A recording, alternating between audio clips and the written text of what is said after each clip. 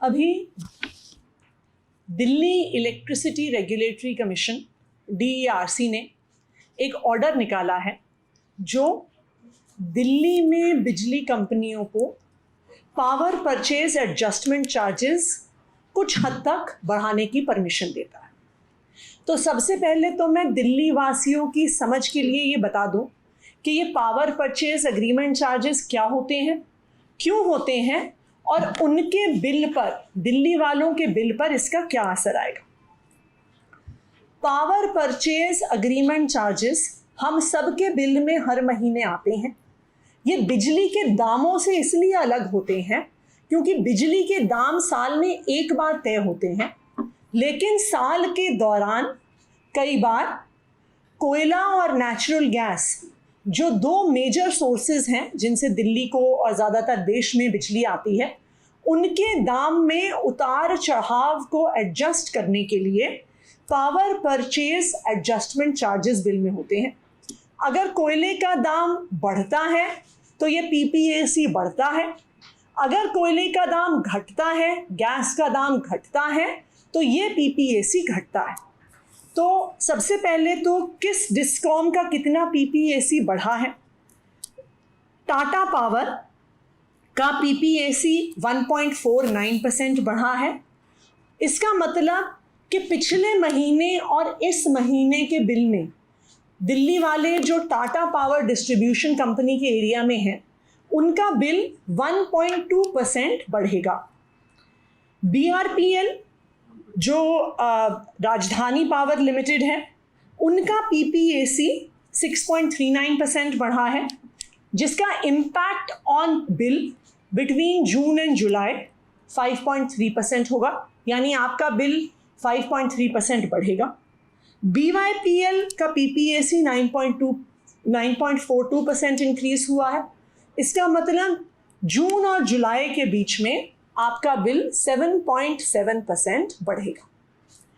हालांकि PPAC calculate करने की प्रक्रिया एक रूटीन प्रोसीजर होता है जो DERC करती है, दिल्ली इलेक्ट्रिसिटी रेगुलेटरी कमीशन करती है, और हर 3 महीने पे इसका कैलकुलेशन होता है।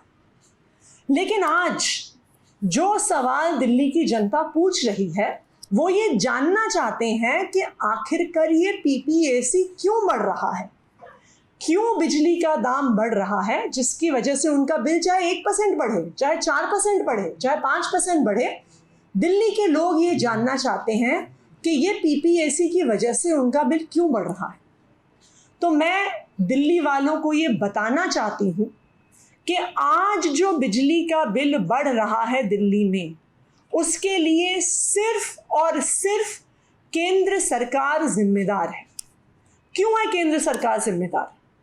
क्योंकि दिल्ली की तीनों बिजली कंपनियां जो बिजली खरीदती हैं वो 2 सोर्सेज से खरीदती हैं।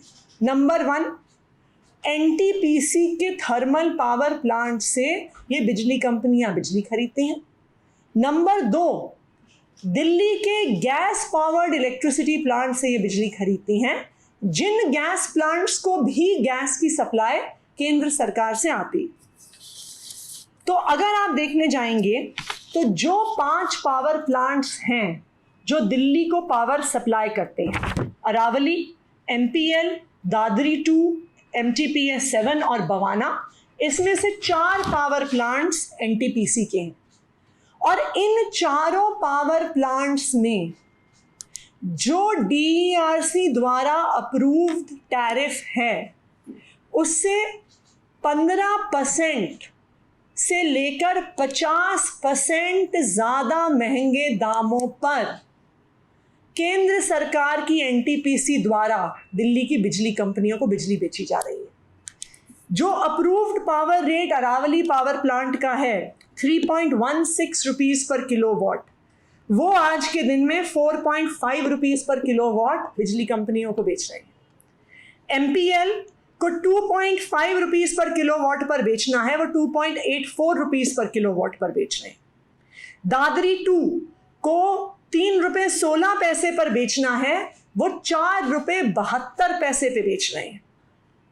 MTPS 7 एक और NTPC का प्लांट, उसे 2 रुपये 70 पैसे पे बेचना है, वो 3 रुपये 48 पैसे पर दिल्ली की बिजली कंपनियों को बिजली बेच रहा है। तो ये केंद्र सरकार द्वारा बढ़ते हुए बिजली के दामों का नतीजा है, जो आज दिल्ली वालों को बढ़े हुए पीपीएसी का सामना करना पड़ रहा है। मैं आज केंद्र सरकार से ये पूछना चाहती हूं कि देश को आजाद हुए 75 साल हो गए, लेकिन आज तक कभी भी देश में कोयले की कमी नहीं हुई है, कोयले की शॉर्टेज नहीं हुई है, जो पहली बार पिछले 1 साल में हुई। दिल्ली में देश में कोयले की खादानें तो खत्म नहीं हुई हैं। देश में जितना कोयला था आज भी उतना कोयला है, लेकिन कोयले की शॉर्टेज इस वजह से है क्योंकि केंद्र सरकार उसका प्रोडक्शन नहीं कर रही है। और उसका नतीजा ये है कि केंद्र सरकार ने एक आदेश पारित कर दिया है कि कोई भी स्टेट अगर वो कोयला यूज करती है, कोई भी पावर प्लांट अगर वो कोयला यूज करता है, उनको कम से कम 10% इंपोर्टेड कोयला इस्तेमाल करना पड़ेगा। और अगर आप देखने जाएंगे ये इंपोर्टेड कोयला, तो इंपोर्टेड कोयले का दाम डोमेस्टिक कोयले से तकरीबन 10 गुना ज़्यादा है। डोमेस्टिक कोल का कॉस्ट 1 टन का अप्रॉक्सीमेटली 2000 रुपये पर टन आता है, लेकिन जो इंपोर्टेड कोल आज हर थर्मल पावर प्लांट को यूज करना कंपलसरी कर दिया है सेंट्रल गवर्नमेंट ने, उसका कॉस्ट 25,000 रुपीज पर टन है। इस 10% ब्लेंडेड इंपोर्टेड कोल के आदेश से आज देश भर में बिजली महंगी हो रही है, चाहे वो देश में किसी भी पावर प्लांट में जनरेट हो रही है। दूसरे तरह के पावर प्लांट्स गैस पावर्ड होते हैं, वहां पर भी केंद्र सरकार के गैस प्राइसेस को कंट्रोल करने की वजह से वहां पर भी पावर कॉस्ट इंक्रीज हो रही है। किसी भी बिजली कंपनी के लिए, चाहे वो दिल्ली की प्राइवेट कंपनियां हों, चाहे वो अलग अलग राज्यों की स्टेट कंपनियां हों, 80% जो उनका खर्चा आता है वो बिजली खरीदने पर आता है। अगर केंद्र सरकार की नीतियों की वजह से बिजली के दाम बढ़ेंगे, अगर केंद्र सरकार की नीतियों की वजह से एनटीपीसी के पावर मैन्युफैक्चरिंग पर यूनिट के दाम बढ़ेंगे, अगर केंद्र सरकार की नीतियों की वजह से कोयले के दाम बढ़ेंगे, तो इसका असर ना सिर्फ दिल्ली पर बल्कि पूरे देश की बिजली पर आने वाला है। तो मैं तो केंद्र सरकार को बस एक ही बात कहना चाहूंगी कि आप की जिम्मेदारी है कि आपको कोयले के दाम, गैस के दाम के मिसमैनेजमेंट को खत्म करना होगा। भारत में ना कोयले की कमी है, भारत में ना गैस की कमी है, पर अगर आज उसकी कमी हो रही है जिसकी वजह से दाम बढ़ रहे हैं, इसके लिए सिर्फ और सिर्फ भारतीय जनता पार्टी की केंद्र सरकार जिम्मेदार।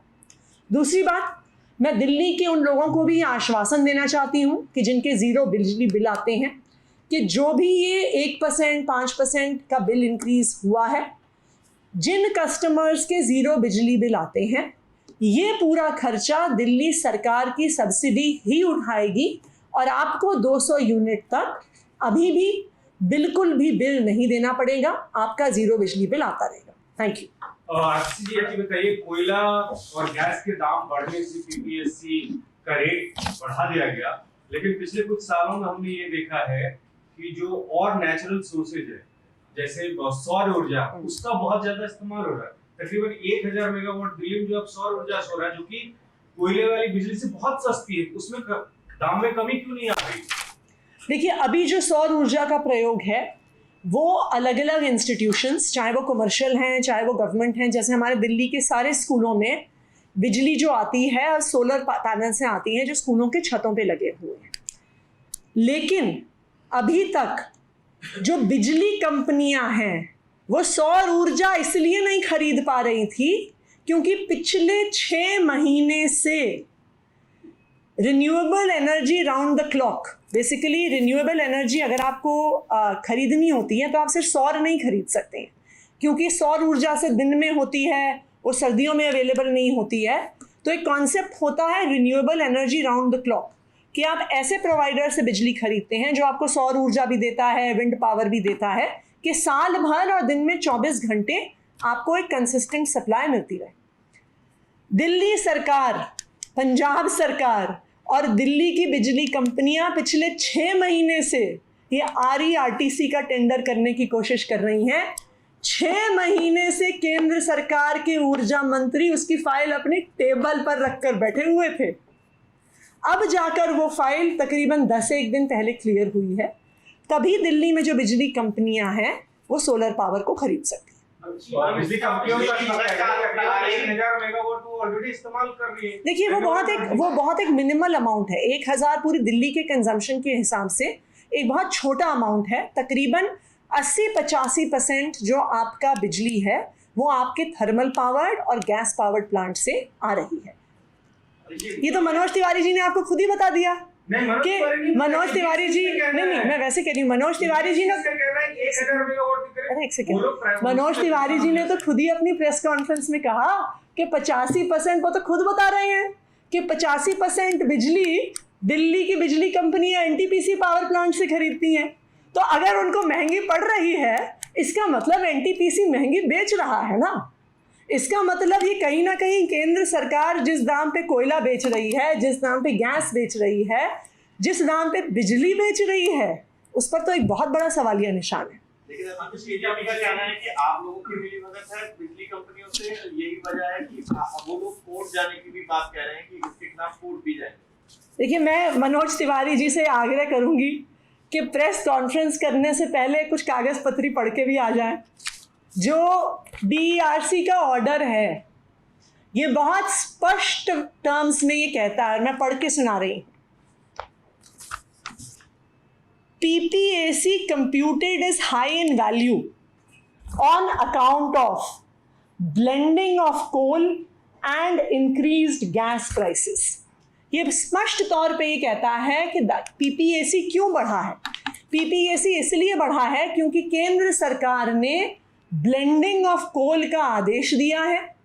केंद्र सरकार ने आदेश दिया है कि 10% मिनिमम इंपोर्टेड कोल कोई भी थर्मल पावर प्लांट यूज करेगा, ऐसा इंपोर्टेड कोल जो डोमेस्टिक कोल से 10 गुना ज़्यादा महंगा है। ये केंद्र सरकार का आदेश है। मैं तो केंद्र सरकार से पूछना चाहती हूँ कि आपकी क्या कोल इंपोर्टर से कोई सांठगांठ है कि दिल्ली में, देश में इतना कोयला होते हुए भारत दुनिया के सबसे कोल रिच देशों में से है। सबसे कोल रिच देश अगर इंपोर्ट कर रहे हैं कोयला, तो क्या इसमें कोई सांठगांठ है? क्यों आप अपना कोयला प्रोड्यूस नहीं कर रहे हैं? जब देश सस्ता कोयला मैन्युफैक्चर करता है तो क्यों आप लोगों के साथ, राज्यों के साथ, थर्मल पावर मैन्युफैक्चरर्स के साथ ज़बरदस्ती कर रहे हैं कि उनको 10% महंगा इंपोर्टेड कोयला यूज करना पड़ेगा? एक सवाल इससे हटके ये है कि बीजेपी के प्रदेश अध्यक्ष हैं वीरेंद्र सचदेवा, उन्होंने कहा कि बाबरपुर का नाम भगवापुरम रखा जाना चाहिए, उन्होंने मांग की है, इस पर क्या कहेंगे?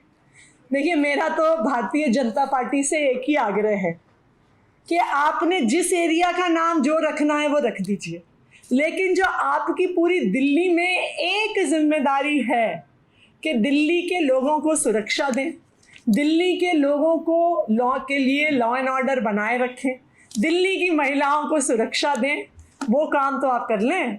दिल्ली वालों ने बस आपके पास दिल्ली में एक जिम्मेदारी छोड़ी है, बाकी सारी जिम्मेदारियां दिल्ली वालों ने आपके हाथ से छीन ली हैं, क्योंकि उन्हें पता है कि आप कुछ डिलीवर नहीं करते।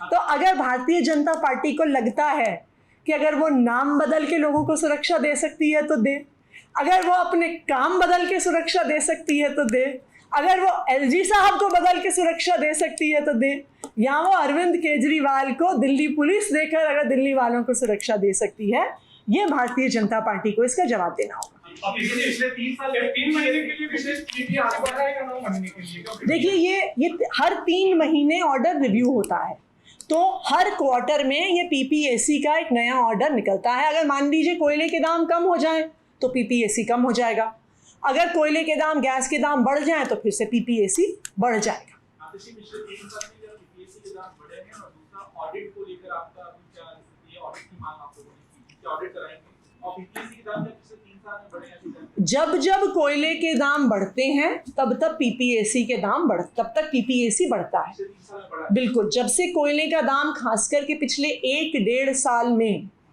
जो हम मानते हैं एक आर्टिफिशियली क्रिएटेड कोल शॉर्टेज देश में हुई है, उसकी वजह से बिल्कुल पीपीएससी बढ़ा है, क्योंकि जब कॉस्ट ऑफ इलेक्ट्रिसिटी प्रोडक्शन बढ़ती है तो पीपीएससी उसके हिसाब से बढ़ता है।